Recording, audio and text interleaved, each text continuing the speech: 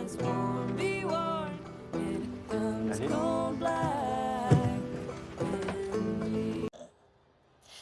Good morning, friends. I don't know when you'll be listening to this, but we are coming to you from the Toronto International Film Festival. It's the 50th anniversary, and today I'm speaking with costume designer Olivia Hines.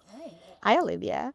So we're going to be speaking about a film that you've worked on this year's festival called Little Lorraine. But I want to get people to kind of get to know you a little bit better first. Tell us a little bit about your array into fashion and styling and now costume designing. Sure. Yeah. I started my career in New York. I actually oddly worked for a very small production company.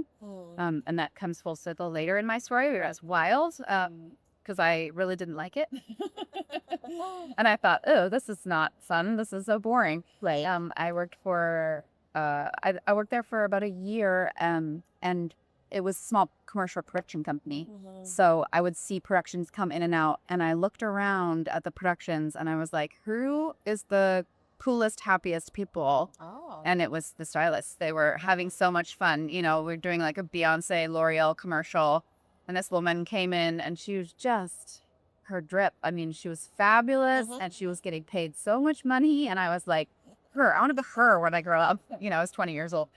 And so I started to assist in New York, which was really brutal. And I would never recommend this personally. I can only imagine. It is New York after all. Yeah, I mean, it's crazy. You know, you're lugging body bags full of like Norma Kamali, you know, heavy dresses, and the jersey, like up and down, you know, fifth floor walk up. So it was crazy. Very in shape at the moment. But yeah, I wasn't super happy doing that. So I ended up designing a music video and meeting my then partner, and we moved to LA together, which I'm from Northern California. Right. You're not supposed to move to LA if you move to California. Right. There's like a divide. There's a line. There's a line. And they're like, you don't go there. But I loved LA.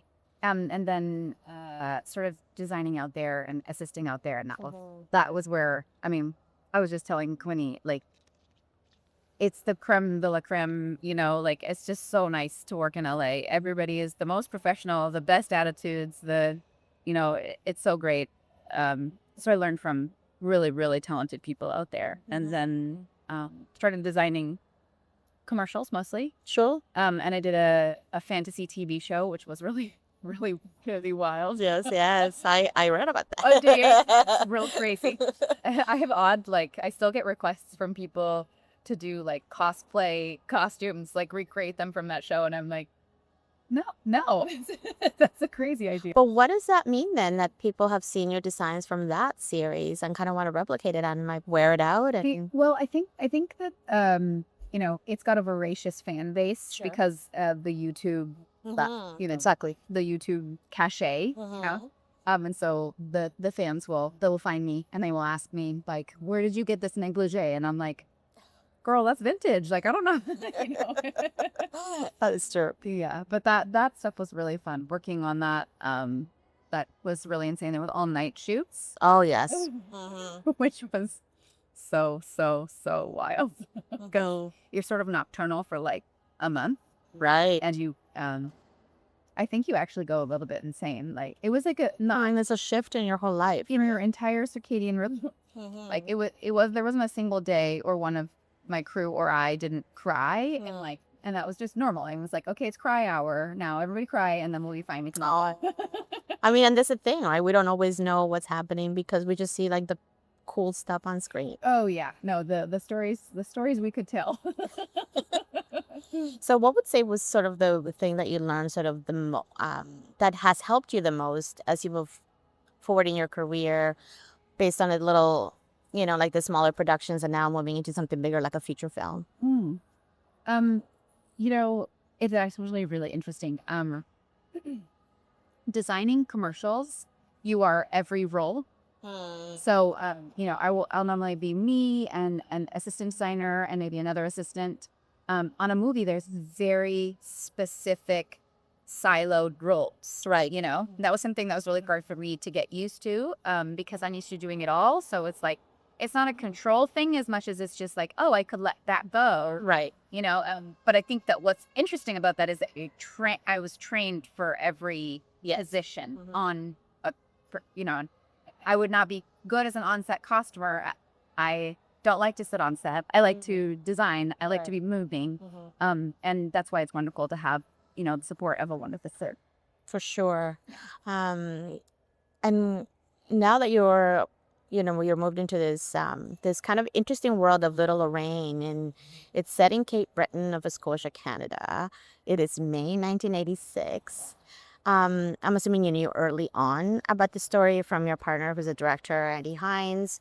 And what was sort of the first things that once you knew you were going to be working on this film and this story, what are the first things that you do to get yourself, or kind of like your mindset, ready to go? You know, I did a couple of things. I watched some of my favorite 80s films. I like went through the canon of like really, really good, but not outlandish 80s films, you know? So like, there's this one called The River, which is, I'm not a huge fan of, but the costume is perfect for this, with Mel Gibson and Sissy Spacek. But no, is it Mel Gibson? I think it is Mel Gibson. The costume is perfect. It's like rural 86, like, you know, working class people, because I think when people think of the 80s, they think of like neon pink and Rajana, big hair, and it's like that wasn't everywhere, you know. It's important to look at the area that's, you know, very specific niche area, where like Friends didn't go there. That's true.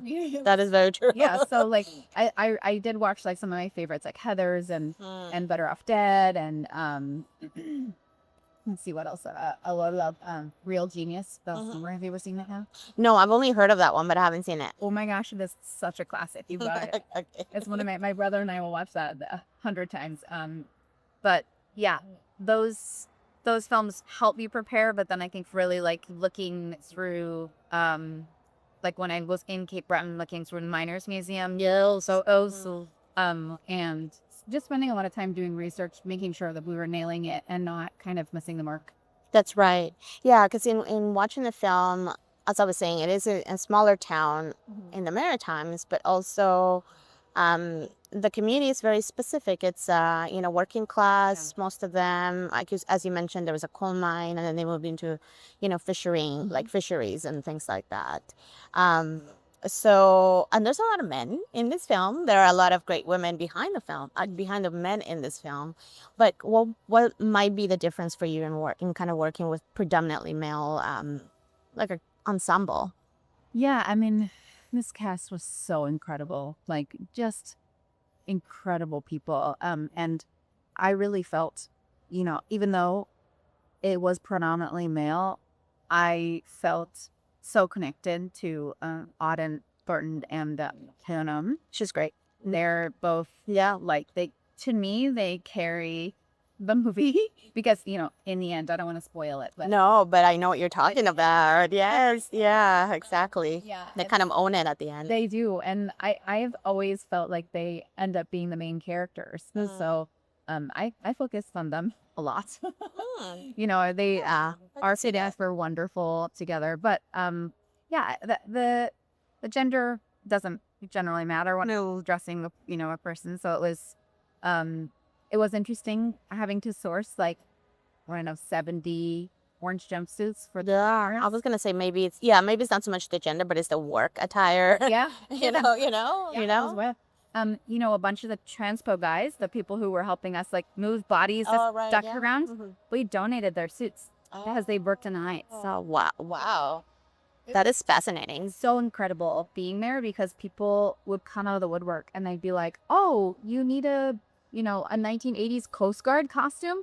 No problem. I got one in the back of my shed." And I'm like, "What?" And they were like, "Oh, I was in the Coast Guard in the 80s." And I was like, "Phew," because normally running for a costume house or sourcing things online. That's right. Just kind of having a lot of contact with professionals. This was a lot of contact with community, which was really.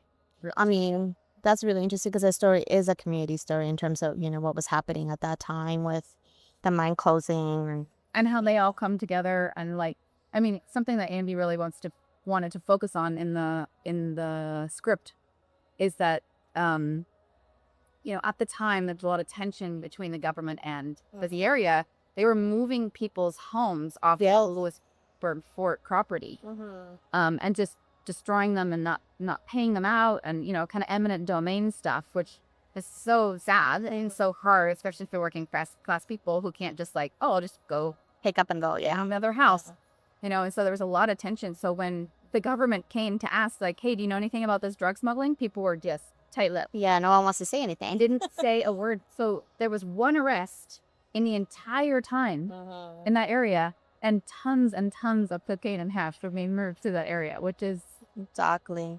really crazy. I mean, that like shows you how tight-knit they were, and they still are, Yeah, I could see that too. And I think there's always been that contentious part around governments making decisions without consultation. And, Yeah. And that we can go about another hour on that. Oh, but for a second. I mean, I'm American. We can talk about yeah, we won't get tired.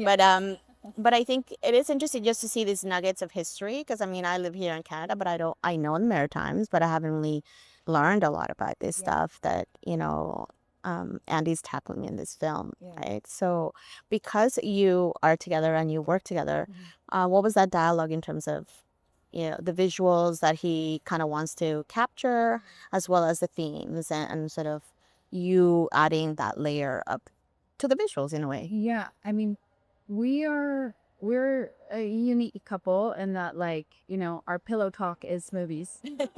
Like, Nothing wrong with that. it's sort of like a constant dialogue. We'll like, oh, let's get lunches ready for the kids. Oh, it's a great idea. We should do red for the, so like we sure have this kind of constant dialogue, or we'll be texting all day long.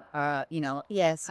It was a unique experience because we worked together for so long before this. I normally get to be on the ground more with him. Like, I could scout with him, or maybe not necessarily scout, but I'm always on set with him. Sure. We own a production company together, and I produce for him. So a business partner, McMeering, who also is his executive producer. Yes. He's the best. But yeah, we normally get to have a lot more face-to-face time. So this was sort of a condensed version. Like, everything was really concentrated. So we'd like get together, and then, okay, I gotta go. Okay. It was like very, I mean, maybe it's just the schedule, but it was very intense. And I think in the future, I would hope to have more prep time so that I could be on set more, because there were moments that, we wrote together. I mean, he wrote it, but I was You were there. and discussing it with him the whole time. And so, specifically a scene, again, I won't be a spoiler. Yeah. But specifically, there was a scene where I was in the middle of a fitting for another actor, and I really needed to see that scene, and so I was like, okay, I'll be right back. and I just went and watched the scene and gave some notes, and then ran back, and man, I was getting my steps in out in those for. I bet. Yeah, I really was. I was like, it was like 15,000 a day. I was like, okay, going to the Olympics. Yeah, I could see that. So how short, or what was the length of the production? I think we filmed for 5 weeks. Oh, yeah. It's normal for It me. It's like yeah. 30-ish days, But I mean, it is fast when you think about it. really fast. sure. And there was so much, there was so many complex and parts to it, because he's on the water for like 2 weeks. And I have to tell you a secret. It's not a secret to the crew. I get extremely seasick. So I think I ruined one of the shoot days personally, because I was like, I have to see this scene. I'm going to go on the boat. And then I was just, me and my cluster assistants, we were just green in the back of the boat, not doing well, not helping anything. Yes. But I mean, it is for the cause. It's for the- And they finally let me off the boat. I was like, can I go back with the lunch, please? so sick. Yeah, I'm always curious about indie productions, because I know it's always, I mean, first of all, it's a labor of love Yes. by everyone involved, and just how quickly you have to not just be on your toes, but use creativity. You know, anything that kind of surprised you, even though you might have had your plan about what you wanted to do, but anything kind of that surprised you that you kind of had to pivot or troubleshoot? I mean, so much surprise. Because there's a lot. It's like land, water, Yeah. Oh yeah. you know, Land, water, underground. underground. That's true. It was a lot. There was a lot. So much surprised me, but I can't think of anything really specific that I think maybe just, again, coming from the commercial world, I sort of, commercial and TV, I always felt like I was really good with low budget. I always felt like, oh yeah, we're scrappy. But then Andy and I talked about this the other day. It's like, if you extrapolate, okay, it's a low budget commercial, whatever. But let's say that budget is, let's just do a round number, $100,000 for a day, right? Yes. And that is a low budget Yes. commercial. That does make sense. But then what's that times 30? Wow. So we're like, okay, so maybe we're actually used to shooting a little bit pushier. Right. So because it is such a tighter time for a video, I guess. Exactly. So we both were like, oh, I guess we are kind of big budget people. but we adapted. Okay, I think one thing that surprised me the most, and I call this out all the time, and I hope they reach out to me. I'm like, hey guys, I don't know how to reach out to you, but Value Village is in Deep Ignore. Oh. So Value Village is organized like a professional Los Angeles costume house. Oh. And just go in there, and they've organized it via size and color, the way that like That is true. professional costumers in Los Angeles do a costume house. It's like a lot of thrift stores that I go to. Everything's just willy-nilly. Yeah. You're going to see a mohair sweater next to a silk blouse. Right. And it's really, really difficult for your brain to switch while you're looking for something specific. I don't think I could have done the movie without Value Village. Right. To every Value Village in Nova Scotia. I mean, not everyone. I don't think I made it to the Bridgewater one, but I made it to all. But you did drive around. I did. I put some miles in, and yeah, I should have put them in the special thanks because it's a really special. That's a shout out. Yeah. It was really special when we did reshoots last 2 months ago, and Andy actually ended up. Did you see that Andy was in the film? Yes. Poor guy was smoking real cigarettes all day because they didn't even have the movie cigarettes, and he does not smoke. But he was like, we couldn't figure out what his costume was going to be.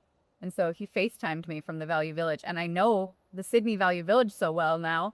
And you're like, go to aisle day. Take a left. That's where the leather jackets are. Okay, go to the back. That's where the 80s stuff is going to be. We found a really weird leather jacket for him. Was he always going to be in there? No. Oh. There was a missing piece, with reshoots and stuff. Yeah. I mean, that's the point of the reshoots, honestly, right? So, but that's tight turnaround too, right? The Tim ones. Things that always, again, audiences don't really know. Sometimes it really, for festivals specifically, I find that it's a quick turnaround. And hopefully to have the final version of the film. I don't want to forget that you had your premiere here last night at TIFF, and I want to know what that was like and seeing it on the big screen. And Seeing on the big. plus, you have a name attached to the film that has quite a bit of fandom in the music world, J Balvin. Yeah. So I kind of want to hear a little bit about that side of you enjoying your work on screen and kind of having all this other fandom behind it. Sure. Well, I don't think this is a problem to tell you this, but we shot a music video for Jose the day before. And so we were, I wasn't in New York, but Andy was in New York. Right. My poor Nick was driving here and I was flying, and we were all producing them on our phones while he was shooting. That's your life. It is. It's a pretty wild life. And I was traveling with my kids. It's also an extra layer of Fun times. sorry. But yeah, Jose and Andy have been really close for a long time. And having him in the movie is really fun. I mean, honestly, like, I just am excited because I think that, like, last night in the Q&A, somebody said, like, what's it like to be cast but not as a villain? Right, yeah. And Andy and Jose spoke about that for a very long time. Like, the stereotypical, like, Colombian drug boy who always wanted to put that on its ear and have it be personal for him, that he personally wants to take down this the drug movement, I guess, the movement of drugs, yeah. And there's the cartel activity because it's so violent and it's so, and you know, and it gets pinned on Colombia, which is Jose's home country. So yeah, I think it was really cool in the way that character was written specifically for Borges. And he was great. I mean, you know, He's really good. I mean, he's having a Bad Bunny moment. He's gonna be. I mean, watch the Tarantino's gonna be calling him anytime now. Yeah. I love well, I'm a coffee lover, obviously. I am Latina myself. So, you know, we grew up drinking coffee at like 5 years old. But that's my exaggeration. But I would say that I did like the nuances the character had on a personal level of like, I just want a nice cup of coffee. But in the meantime, he's working, you know, like trying to make connections with the community and all that. And he didn't want to like poo-poo Cape Breton's or anything. But it makes sense given his character. Yeah, you know? and like the like kind of height of coffee at the time, you know, it was before Tim Hortons. Like, I think so. Yeah, I would assume so. But like it's gas station coffee, right? That's what everyone's drinking, and so like Jose spitting the coffee out, you know, and just like being like the creamer, you know, being powder. But it's the 80s, right? So oh my god, I don't totally know chemicals that we were consuming, right? Or at least our parents. Yeah, not me. I wasn't alive, but yeah, so funny. Jose's wonderful though, and I'm so happy that he had a really good experience. He had a really positive experience, and he really trusted the process. And that was really remarkable because I mean, it takes a lot of vulnerability to switch from, even though he's a performer, very different. It's just a different role for sure. Yeah. So in terms of being with the audience last night, had you seen the finished film? So I did a funny thing. I decided about 4 months ago to stop seeing any more cuts because I wanted to save it for the big screen, and I wanted to have a slightly more objective take. Because, you know, it's hard. Like, I'm in love with the filmmaker, you know. So, and then I also wanted to see my own work, and I was trying to have some perspective. So that was the first time I'd seen it in 4 months. I hadn't seen the color. I hadn't seen a bunch of the new edits. It blew me away. I mean, that screen is huge. Yes, that screen's huge. Double. It's like the Cinerama in Los Angeles. It's crazy. So it was a really wonderful experience. And what's so fun about watching with an audience is to see there's a collective herd mindset, you know, where all of a sudden everybody syncs up and they're like laughing at something that had some subtle funniness, but like I didn't know was gonna hit like that. And that was really cool. Like halfway through, I saw my producing partner out in the hall, and we both copped out. And he goes, "Did we make a comedy?" So I was like, "Maybe, I don't know." It's like people are really like enjoying the comic relief, you know. I think so. And Yeah. Yeah, I think sometimes it is, you know, subtleties and, you know, that's the one fun part about watching movies in the cinema for me too, that it's like, I'm not the only one maybe laughing at home with myself. Yeah, totally. You know, like it's just a different kind of experience. So it's always nice to hear what that first experience is for the film and the crew behind it, right? Yeah, it was great. Yeah. Watching it last night in like review theater was magical. Very nice. So, again, congratulations. The film will continue its journey at TIFF, and then it's going to move hopefully somewhere else. We'll stay tuned for those updates. Going next week to Halifax. Yes, I was going to say the Canadian is going to do some Canadian tours. Yeah, it's doing, and it's going to Sudbury, maybe? Yes, there's the Sudbury Fest coming. Yeah, and then I don't know if we have any U.S. states, but we're hoping. We'll stay tuned for sure. I didn't want to forget that you also, you know, you do styling for folks as well, like outside of the film world. Yeah, you consult and you have a method, and I wanted you to talk about your my main character. Yes. Well, you know, it's funny. I just think that like everybody in the whole world can feel like a movie star. Like everyone can feel good in their own skin. And halfway through last year, I was just I help anybody, you know, close to me get dressed often. And I get a lot of texts around weddings. And so I started to consult, you know, personally. And it's fun. it's really great to work with people and see how it can transform the way that they look at themselves. Sure. You know, yeah, the method is really just kind of honing in on what you feel like defines you. You know, so the way I would with a movie character. Sure. You know, so like if I'm gonna have a movie character that I'm designing, I'd like to think about like what's their music taste? Where would they travel if they wanted to go somewhere? You know, what do they want to do with their time?